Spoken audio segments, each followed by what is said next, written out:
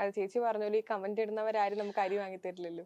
ഒരു നേരത്തെ ഭക്ഷണം തരില്ല. അരിയുടെ കാര്യം പോട്ടെ, ഒരു നേരത്തെ ഭക്ഷണം പോലും തരില്ല. ഇപ്പൊ നമ്മുടെ സുഹൃത്തുക്കളാണെങ്കിൽ ഇപ്പൊ എന്റെ കൂടെ വന്നിട്ട് കോഫി കഴിക്കും, ഫുഡ് കഴിക്കാൻ എല്ലാം വരും. പക്ഷെ എനിക്കൊരു ആപത്ത് വരുമ്പോൾ ഇവരാരും കാണില്ല. എനിക്ക് എന്റെ അച്ഛനോ എന്റെ അമ്മയ്ക്കോ അല്ലെങ്കിൽ എന്റെ കൂടപ്പിറപ്പിനോ ഒരു ആവശ്യം വന്നിട്ട് എനിക്കൊരു 10,000 രൂപ ഇങ്ങോട്ട് താന്ന് പറയുമ്പോൾ ഈ പറയുന്ന വ്യക്തികൾ ആരും കാണില്ല. നമുക്ക് നമ്മളേ ഉള്ളൂ. ആ ഒരു ബോധ്യം എനിക്ക് ഉണ്ടായത് കൊണ്ട് ഞാൻ നേരെ വാ നേരെ പോയെന്നും പറഞ്ഞിട്ട് ഒരിടത്തും ഞാൻ പറഞ്ഞല്ലോ, എന്നെ കുറിച്ച് ഇങ്ങനെ കുറച്ച് ട്രോളുകളല്ലാതെ ഒരിടത്തും ഒരു മോശമായിട്ട് ഗൗരി ബിക്കിനി ചെയ്യും.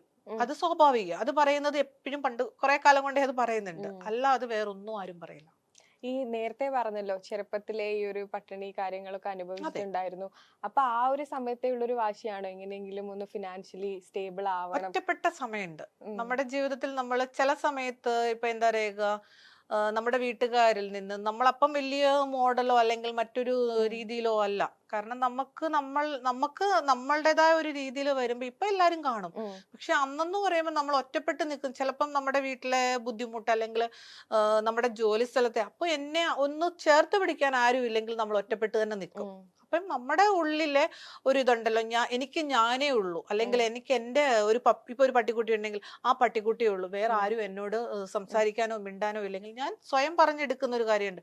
എനിക്ക് ഞാനേ ഉള്ളൂ, നിനക്ക് ഞാനേ ഉള്ളൂ. മിലോ എന്ന് പറയുന്ന ഒരു പട്ടിക്കുട്ടി ഇപ്പോൾ ഉണ്ട്, ഞങ്ങൾ രണ്ടുപേരേ ഉള്ളൂ എന്ന് പറയാറുണ്ട് സ്വാഭാവികമായിട്ടും. അപ്പൊ ആ ഒരു ചെറുപ്പത്തിലേ ഉണ്ടായിരുന്ന ഒരു വാശിയാണ് ഒരു ഫിനാൻഷ്യൽ ഡിപ്പെൻഡന്റ് ആവണം എന്നുള്ളത്.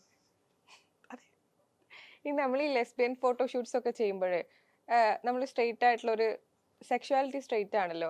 അപ്പൊ നമുക്ക് ആ സമയത്ത് ആളുകൾക്ക് ഉണ്ടാവുന്ന ഒരു ക്യൂരിയോസിറ്റി ആണ്, എന്താണ് ആ സമയത്ത് തോന്നുന്നത്? ശരിക്കും നമ്മൾ സ്ട്രെയിറ്റ് ആയിട്ടുള്ള ഒരു പേഴ്സൺ ആണ്, പക്ഷെ നമ്മള് സ്ത്രീകളുടെ കൂടെ ഫോട്ടോഷൂട്ട് ചെയ്യുന്നത് വളരെ ഇന്റിമേറ്റ് ആയിട്ട് ചെയ്യുന്നു. അതിൻ്റെ അകത്ത് ഞാൻ ലെസ്ബിയൻ കോൺസെപ്റ്റ് ഞങ്ങൾ ചെയ്യുമ്പോൾ കമന്റിൽ വന്നത്, ഞാൻ പറഞ്ഞല്ലോ, ഒരാളെയും ഞാൻ മോശക്കാരെ ആക്കി വെക്കില്ല. ഞാൻ നല്ലതായിട്ട് വേണം മറ്റൊരാളെ കുറ്റം പറയാൻ.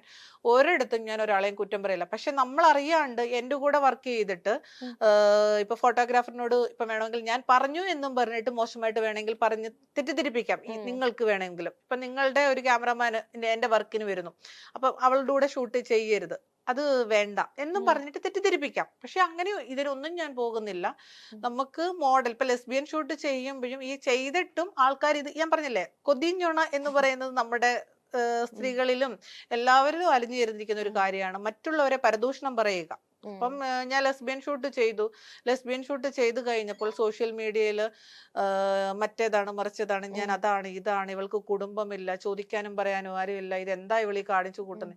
അതൊരു തീമാണ്. ലെസ്ബിയൻ ഷൂട്ട് ഒരു സ്ത്രീയുമായിട്ട് നമ്മൾ ആ ഒരു ഷൂട്ട് ചെയ്യുമ്പോൾ അതിൻ്റെ അകത്ത് പല കാര്യങ്ങളുണ്ട്. മോശമുണ്ട്, നല്ലതുകൊണ്ട്. ഞാൻ അതിൻ്റെ അകത്ത് മോശമായിട്ട് ഞങ്ങൾ ആരും ഒന്നും ചെയ്തിട്ടില്ല. ഞങ്ങൾ നല്ലൊരു കണ്ടന്റ്, അതൊരു തീം ബേസ് ആണ്. യൂറോപ്യൻ കൺട്രിയിലും മറ്റുള്ള രാജ്യത്തെല്ലാം ലെസ്ബിയൻ ഇപ്പം കപ്പിൾ ഷൂട്ട് ചെയ്യുന്നു, അതൊരു മോശമല്ല. പ്രഗ്നൻസിയുടെ ഷൂട്ട് ഓരോരുത്തർ ചെയ്യുന്നുണ്ട്. അപ്പൊ എല്ലാവരും വയറ് കാണിച്ച് ചെയ്യുന്നവരെല്ലാം മോശക്കാരാണോ? ഇപ്പം പ്രഗ്നൻസിയുടെ ഒരു കുട്ടി ഡെലിവറിയുടെ ടൈമിൽ ഷൂട്ട് വരുന്നുണ്ട്. അപ്പൊ അതെല്ലാം ഞാൻ മോശമാണെന്ന് നമ്മൾ ഇവരുടെ എല്ലാം പോസ്റ്റിന്റെ അടിയിൽ ചെന്നിട്ട് നീ എന്തിനാണ് വയറ് കാണിച്ചതെന്ന് ചോദിച്ചോണ്ട് നമുക്ക് കമന്റ് ഇടാൻ പറ്റില്ല. പക്ഷേ ഈ ലെസ്ബിയൻ ഷൂട്ട് ഞങ്ങൾ ചെയ്യുമ്പോൾ നൂഡല്ല ഞങ്ങൾ ചെയ്യണേ, ബിക്കിനിയാണ്. പക്ഷെ ആ ഒരു തീം സൂപ്പറായിരുന്നു, നല്ല രസമാണ്. ഞാൻ എന്നെ തന്നെ ആസ്വദിക്കുകയാണ്. നമ്മൾ പറയില്ലേ, ഒരു ചെക്കന്മാര് പോകുമ്പോൾ ഒരു മുണ്ട് എടുത്തു കഴിഞ്ഞാൽ നല്ല ഭംഗിയുണ്ടിടാ നിന്നെ എന്ന് പറഞ്ഞ് സ്വയം നമ്മൾ പറയും. അതേപോലെ ഒരു പെൺകൊച്ചു പോകുമ്പോഴത്തേക്ക് കൊള്ളാലോ, നമുക്കത് ഇല്ലല്ലോ എന്ന് സ്വാഭാവികമായിട്ട് ഞാൻ പറയാറുണ്ട്. നമ്മൾ ആസ്വദിക്കാറുണ്ട് മറ്റുള്ളവരുടെ സൗന്ദര്യം കണ്ടിട്ട്. ഇപ്പൊ എനിക്ക് അത്രയും സൗന്ദര്യം ഇല്ലെങ്കിൽ ഞാൻ മറ്റുള്ളവരുടെ സൗന്ദര്യം കണ്ട് ആസ്വദിക്കും. അതിന് മോശം എന്നുള്ള ഒരു രീതിയിലല്ല. നമുക്ക് കണ്ണുണ്ട്, ദൈവം കണ്ണ് തന്നിട്ടുണ്ട്, എനിക്ക് കാണാൻ പറ്റും. ഇപ്പൊ നിങ്ങൾ ഇരിക്കുന്നു, നിങ്ങൾ നല്ല ഡ്രസ്സ് ഇട്ടിരിക്കുന്നു, നല്ല ഭംഗിയുണ്ട്, ഞാൻ വന്നപ്പോഴേ പറഞ്ഞില്ലേ, സ്വാഭാവികമാണത്. അത് നമ്മള് പ്രത്യേകിച്ച് സ്ത്രീകൾ അങ്ങനെ ഇതാക്കുന്നല്ലേ. ആണുങ്ങൾ നമ്മൾ ചോദിക്കും, നിങ്ങൾ എന്തിനാണ് ഈ സ്ത്രീകളെ നോക്കുന്നത്? പക്ഷെ നമുക്ക് ആളുകൾ മുണ്ടെടുത്ത് പോയി കഴിഞ്ഞാൽ ഞാൻ നോക്കുക തന്നെ ചെയ്യും. അത് നല്ല വടിവത്തെ എന്താ പറയുക, പശയൊക്കെ മുറുക്കി നല്ല ഉടഞ്ഞ ആ മുണ്ടെടുക്കുമ്പോൾ ഉടഞ്ഞൊന്നും അങ്ങനെ ചുളുങ്ങൊന്നും വീഴാത്ത, ഇനി ഉടഞ്ഞു എന്ന് പറഞ്ഞാൽ വേറെ എന്തെങ്കിലും വേണേ ആൾക്കാർ പറയും, ചുളുക് വീഴാത്ത ഷർട്ടും മുണ്ടും എടുത്ത് പോകുമ്പോൾ നല്ലൊരു ഭംഗിയാണ്. ഞാൻ നോക്കിയിട്ട് സ്വയം പറയും ഭംഗിയുണ്ട്, നല്ല രസമുണ്ട്. പക്ഷെ ആ ചേട്ടനോട് പോയിട്ട് നമ്മൾ അടുത്താണെന്നുണ്ടെങ്കിൽ നമ്മൾ പറയാം ചേട്ടാ സൂപ്പർ ആയിട്ടുണ്ട് ഒരുങ്ങി വരുന്നതെന്ന് പറയും. പക്ഷെ നമ്മൾ വണ്ടിയെ പോകുമ്പോൾ നമുക്ക് എന്തായാലും നിർത്തിയിട്ട് പറയാൻ പറ്റില്ല. അപ്പൊ ഞാൻ ആസ്വദിച്ചങ്ങ് പോകും. ബ്യൂട്ടി ഭയങ്കരമായിട്ട് അഡ്മയർ ചെയ്യുന്ന ഒരാളാണ്. അതെ അതെ. ഞാൻ നേരത്തെ ചോദിച്ചത് എന്താ അറിയോ, നമ്മൾ ഈ ലെസ്ബിയൻ ഫോട്ടോഷൂട്ട്സ് ഒക്കെ ചെയ്യുമ്പോൾ വളരെ ഇന്റിമേറ്റ് ആയിട്ടുള്ള ഷൂട്ട്സ് ആണ് ചെയ്യുന്നത്. ആ സമയത്ത് നമുക്കൊരു ഷൂട്ടിന് പുറത്തൊരു പ്രണയമോ ആ രീതിയിലൊക്കെ തോന്നിയിട്ടുണ്ട്? ഇല്ല.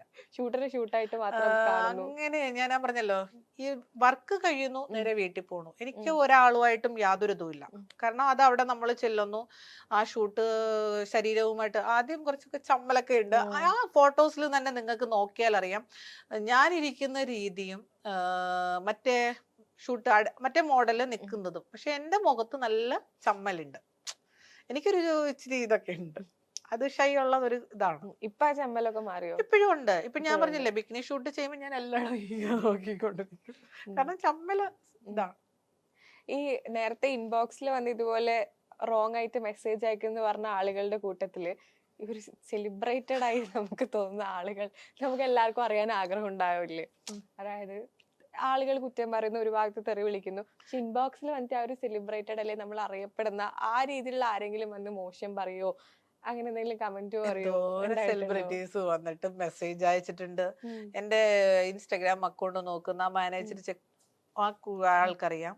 കാരണം ഞാൻ മെസ്സേജുകളൊന്നും ഡിലീറ്റ് ചെയ്യില്ല, അല്ലെങ്കിൽ മറ്റൊരാളുടെ സ്ക്രീൻഷോട്ട് കൊണ്ടുപോയി ഒരിടത്തും പോസ്റ്റ് ചെയ്യാറില്ല. അതിന്റെ ഒന്നും നമുക്ക് ആവശ്യമില്ല. ഇപ്പം നമ്മുടെ ഇപ്പൊ 2-3 പേര് അടുത്ത കാലത്ത് നല്ല വൈറലായിരിക്കുന്ന 2-3 താരങ്ങൾ എനിക്ക് മെസ്സേജ് അയക്കാറുണ്ട്. ഗൗരി ഇന്നടുത്ത് മേടിക്കാൻ കിട്ടുമെന്ന് പറയും. അല്ല, അവര് മോശമല്ലത് പറയണേ, നല്ല ഭംഗിയുള്ള ഇന്നടുത്ത് കിട്ടും. കാരണം അത് അവര് ആ ഒരു ഇതിൽ കാണാൻ വേണ്ടിയിട്ടാണ്. അല്ലാതെ ഗൗരി നീ അത് ചെയ്യുന്നതേ ജട്ടിയും ഇത് വിട്ട് ചെയ്യുന്ന ആ മോശം എന്നല്ല പറയണേ, കളിയാക്കലല്ല, നല്ല ബ്രാൻഡഡ്, ഇച്ചിരൂടെ നല്ല ബ്രാൻഡഡ്. ഇപ്പൊ ഞാൻ മറ്റേ സാധാരണ എന്താ പറയുക 100 രൂപയുടെ 50 രൂപയുടെ അല്ലേ നമ്മള് സ്റ്റാർ അങ്ങനെ മുതൽ മേളിലോട്ടുള്ള ഷൂട്ടുകളെ നമ്മൾ ചെയ്തിട്ടുള്ളൂ. അപ്പൊ ഇതിപ്പം കേട്ടിട്ട് വേണമെങ്കിൽ ആൾക്കാർ പറയും ഇവള് 100 രൂപയുടെ പണ്ടിട്ടിട്ടുണ്ടായിരിക്കും എന്ന്. പക്ഷെ നമ്മൾ കുറ്റം പറയുന്നതല്ല. പക്ഷെ ആ അവര് പറയുന്നത് ഇച്ചിരൂടെ നല്ലത് ക്വാളിറ്റിയിൽ നല്ല കണ്ടന്റുകൾ എടുക്കാം എന്നുള്ളത് വന്നിട്ട് ഒരുപാട് പേര് എനിക്ക് പറയാറുണ്ട്, നല്ല വലിയ സെലിബ്രിറ്റീസ്. അല്ല, അത് നിങ്ങളുടെ പ്രശംസിച്ച് പറയുന്ന ആളുകളായിരിക്കും, അല്ലെങ്കിൽ ഗൗരി കുറച്ചുകൂടി മെച്ചപ്പെടണം എന്നൊക്കെ പറയുന്ന ആളുകളായിരിക്കും. ഞാൻ പറയുന്നത് റോങ് ആയിട്ട് വലുതും ആരെങ്കിലും മെസ്സേജ് അയച്ചിട്ട് അത് ഞാൻ മറ്റുള്ളവരെ ഞാൻ പറഞ്ഞില്ലേ, ഒരാൾ എനിക്ക് പേഴ്സണൽ മെസ്സേജ് അയക്കുന്നത് സോഷ്യൽ മീഡിയയിൽ വന്നിട്ട് അല്ലെങ്കിൽ ഒരു ചാനലിൽ വന്നിരുന്നിട്ടോ ഞാൻ എന്തിനാണ് അവരെ മോശമായിട്ട് കാണുന്നത്? അതിന്റെ ആവശ്യമില്ല. ഇപ്പൊ ഞാൻ പറഞ്ഞല്ലോ, ഞാനൊരു തുമ്പിട്ട് കൊടുത്താൽ അവരെ ഇങ്ങോട്ട് ചായത്തുള്ളൂ. ആ തുമ്പിടുന്നതിന് മുമ്പ് ക്ലോസ് ചെയ്ത് കഴിഞ്ഞാൽ അവിടെ തീർന്നു. കാരണം എനിക്കിപ്പോ ഇവരുടെ കയ്യിൽ നിന്ന് കുറച്ച് പുത്തം കിട്ടിയിട്ട് എനിക്ക് ജീവിക്കണ്ട. ഞാൻ കഷ്ടപ്പെട്ടിട്ടാണ് ഞാൻ ജീവിക്കണേ. അപ്പൊ അവരുടെ പണം കണ്ടിട്ട് അവരെ സോഷ്യൽ മീഡിയയിൽ ഇട്ട് നാറ്റിച്ചിട്ട് എനിക്ക് എന്നാ പുണ്യം? അവരുടെ ഫാമിലിക്കും പോയി മറ്റുള്ളവർക്കും പോയി എല്ലാം പോകുമ്പോ അവരെ നാണം കെടുത്തു. ഞാനെന്ന് പറയുന്നത് ഒരു പെണ്ണായതിന്റെ പുറത്ത് ഞാൻ എന്ത് വിളിച്ചു പറഞ്ഞു കഴിഞ്ഞാലും ആൾക്കാർ കേൾക്കാൻ കാണും. സോഷ്യൽ മീഡിയ എന്ന് പറയുന്നത് ഒരു പ്രശ്നം വരുമ്പോൾ കൂടെ നിൽക്കാൻ കുറച്ച് ആൾക്കാരും കാണും. പ്രശ്നം നമുക്കത് വന്നിട്ട് ആ പുള്ളീനെ തരം താഴ്ത്തി കാണാനും ആൾക്കാർ നിൽക്കും. പക്ഷെ രണ്ടും രണ്ട് കാറ്റഗറി പെടുന്നതാണ്. കാരണം ഞാൻ വല്ലതും വിടുവത്തരം വിളിച്ചു പറഞ്ഞു കഴിഞ്ഞിട്ട് ആ പുള്ളീനെ എന്തിനാണ് വെറുതെ ഞാൻ നാണം കെടുത്തുന്നത്? എനിക്ക് അതിന്റെ ആവശ്യമില്ല. നമ്മള് രണ്ടുപേർക്കും നല്ലൊരു മ്യൂച്വൽ ഒരു നല്ലൊരു ഫ്രണ്ട്ഷിപ്പ് ആണോ അത് മുൻപോട്ട് പോകും. ഇല്ല ചേട്ടാ ഇവിടെ നിർത്തിക്കും, എനിക്ക് ഇതിന് താല്പര്യമില്ല. അത് നന്മയുടെ അല്ല, മറ്റുള്ളവരെ നമ്മള് മോശം പറഞ്ഞുകൊണ്ടിട്ട് സോഷ്യൽ മീഡിയയിൽ ഇട്ട് കൊടുത്തിട്ട് എന്താണ് നേടാൻ എനിക്കുള്ളത്? ഞാൻ ഈ ഭൂമിയിൽ നിന്ന് പോകുമ്പം 6 അടി മണ്ണ് പോലും എനിക്ക് തരുമോന്ന് എനിക്കറിയില്ല.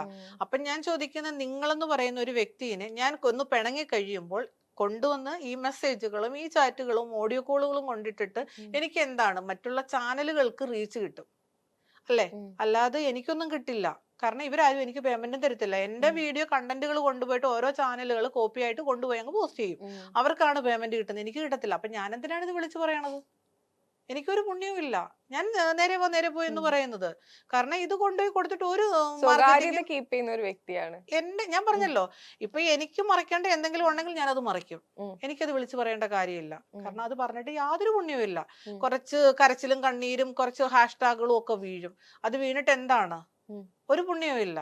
എനിക്കത് തോന്നുന്നില്ല. കാരണം ഓരോരുത്തർക്കും ഓരോ അനുഭവങ്ങൾ ഉണ്ടായിട്ട് കുറച്ച് ദിവസത്തേക്ക് മാത്രം നമ്മളെ കൊല്ലാൻ വേണ്ടിയിട്ട് കുറച്ച് ദിവസം കുറെ ആൾക്കാർ ഒരുങ്ങിയിരിക്കും.